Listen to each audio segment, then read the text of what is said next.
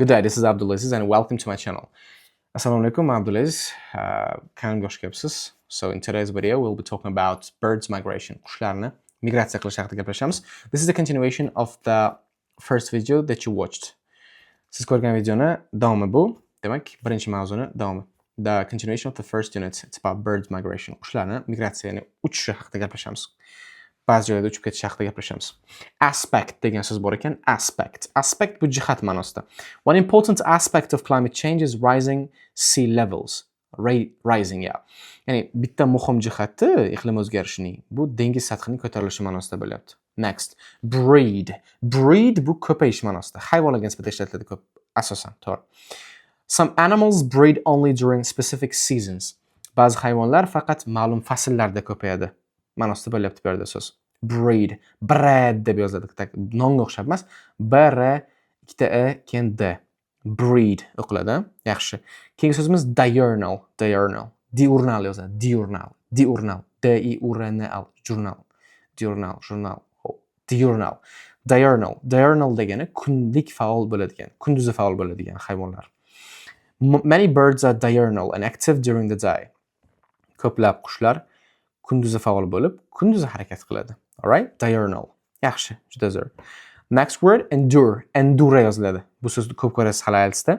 Endure yoziladi. Endure. Chidamlilik, bardosh berish, chidash ma'nosida kelyapti.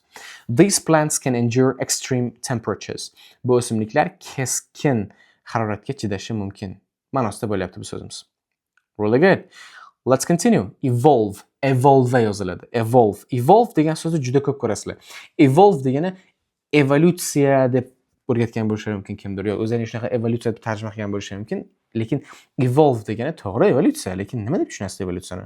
Rivojlanish ma'nosida, bir shakldan ikkinchi shaklga o'tish ma'nosida. Ya'ni yana ham bir rivojlanib boraverib, hayvon jihatidan, masalan, oldin katta tumshug'i bor qushlar keyin kichikroq tumshuqqa ega bo'lishi o'xshagan narsalar evolyutsiya deyiladi. Over time, species evolve to adapt to their environments. Ya'ni vaqt o'tishi bilan turlar muhitga moslashish uchun rivojlanadi, o'sadi ma'nosida bo'lyapti bu so'z. Ya'ni evolve. Yaxshi.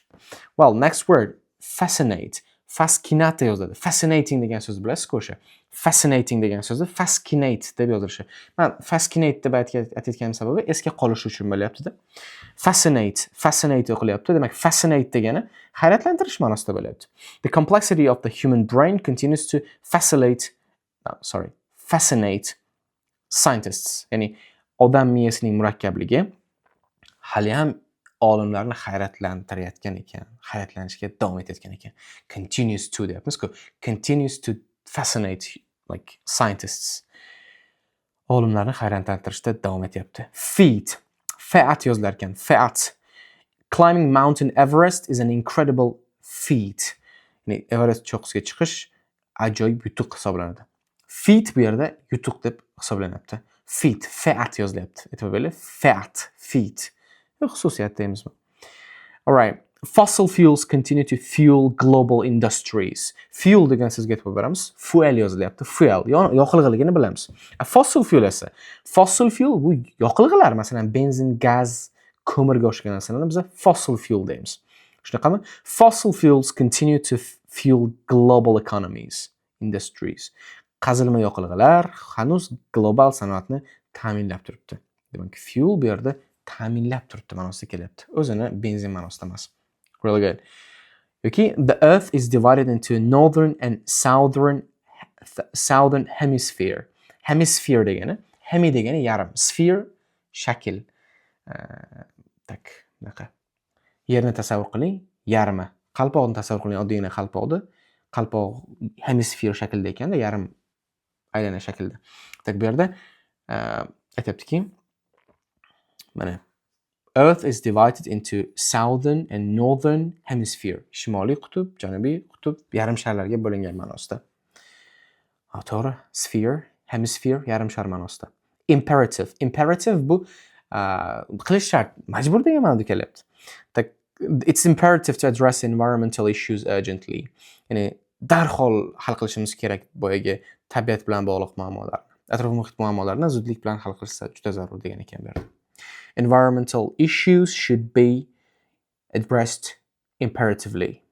shunaqa desam bo'ladi. Imperative demak darhol, juda zarur, qilish shart degan ma'noda bo'lyapti. Inhabit yozilyapti, e'tibor beringlar. Habit so'zi bor-ku, odat o'zingiz biladigan habit degan so'z. O'shanga inhabit qo'shyapmiz. Demak, yashamoq ma'nosida. Nima deyapti? Polar bears. Polar bear. Ayiq bor-ku, bear o'qimaymiz uni. Bear o'qiymiz, bilasizmi? The polar bears inhabit the Arctic region. Ya'ni hey o'sha shimoliy qutb, northern hemisphere bor-ku, shimoliy yarim shar. O'sha yerni demak boyagi polar bears inhabit qiladi, yashaydi o'sha yerda. Migration, boya aytdik, migratsiya, buni ko'chish hamma bilsa kerak. Migratsiya, ko'chish, ya'ni odamlar migratsiya qiladi, qushlar migratsiya, hamma narsa migratsiya qiladi. Migration is about that thing, guys. Bird migration often covers thousands of kilometers. Odatda qushlarning ko'chishi ko'pincha minglab kilometrlarni qamrab oladi ma'nosida bo'lyapti. Excited? No, that's it, guys. There's nothing like excitement right here. It's just words. They're just words, I mean. All right. Navigation. Navigatsiya, uni allaqachon bilsanglar kerak. Yo'nalish aniqlash ma'nosida bo'lyapti. Ancient sailors relied on the stars for navigation. Qadimgi dengizchilar, ancient so'ziga e'tibor beraylik. Ancient yozilyapti. Ancient. Qadimgi, ancient, right? Ancient, ya'ni qadimgi dengizchilar yo'l topishda yulduzlar orqali yo'nalish aniqlashgan. Shu gap. Nocturnal deb yozilar ekan, demak tungi faol hayvonlar ma'nosida bo'lyapti. Nocturnal. Owls are nocturnal animals, ya'ni boyqushlar tungi faol hayvonlardir. Birds deylik shunchaki ularni. Owls are nocturnal birds, ya'ni boyagi hayvonlar nocturnal, qishdagi tunda faol bo'ladigan hayvonlar. Observer kuzatuvchi ma'nosida. A careful observer can notice small changes in nature.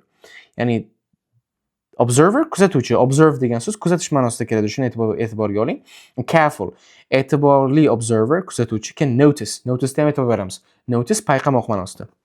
A careful observer can notice small changes in nature. Ya'ni tabiatdagi kichkina o'zgarishlarni o'sha ehtiyotkor observer kuzatadigan odam fahmlab qolar ekan. Yaxshi. Origins of the tradition remain obscure. Ya'ni bu an'ananing kelib chiqishi obscure yoziladi. Obscure degani xira degani. The origins of tradition remains obscure. Ya'ni bu an'ananing kelib chiqishi xira. Noma'lum ma'nosida. Obscure, xira. Mana hozir mana bu atrof xira, shunaqami? Orqamdagi atrof o'sha obscure ma'nosida sargina. Xira ko'rinmayapti qaysi kitobligi shunaqami? Bilyapsiz, lekin xira kitoblar. O'sha obscure bo'ladi. Keyingisi optimal udar degan, zo'r degan, eng maqbul ma'nosida. Well, the temperature is optimal for plant growth. Ya'ni o'simliklarning o'sishi uchun bu temperatura, ya'ni harorat eng maqbul, zo'r, optimal, eng maqbul, zo'r ma'nosida kelyapti. O'zbekchada o'zi juda ko'p zo'r deb tarjima qilinadi. Species, species yozilyapti. Shu so'zni ham juda ko'p ko'rasiz, bilasizmi? Species turlar ma'nosida bo'lyapti. Species, species yozilyapti. Demak, scientists discovered a new species of insects. Olimlar hasharotning yangi turini kashf etishdi. Yaxshi. Bor narsani topganda ular shu kashf etish deyiladi. Discover degan so'z shu, kashf etish ma'nosida bo'lyapti. Well, next word, guys. Stray cat, stray dog. Eshitgansizlar? Stray yozadi. Stray. Like stray degani bu daydi ma'nosida bo'ladi. Masalan, the dog began to stray away from its owner. Bu yerda esa qochib ketish ma'nosida. Ya'ni escape ma'nosida ekanda.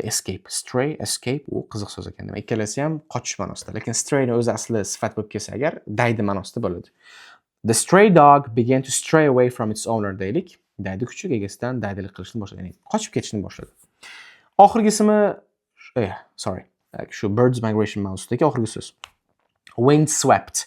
Wind o'qimaymiz, bilasizmi? Shamolni. Wind o'qish kerak. Wind. Wind emas. Wind. Like windswept. Ikkita W ikkita tarafda. Windswept. Yeah. Windswept. Demak, bu shamol urib turadigan. Few plants survive in the windswept region. Bu shamol urib turadigan hududda kam o'simlik yashay oladi degan ma'nodagi so'zlar ekan.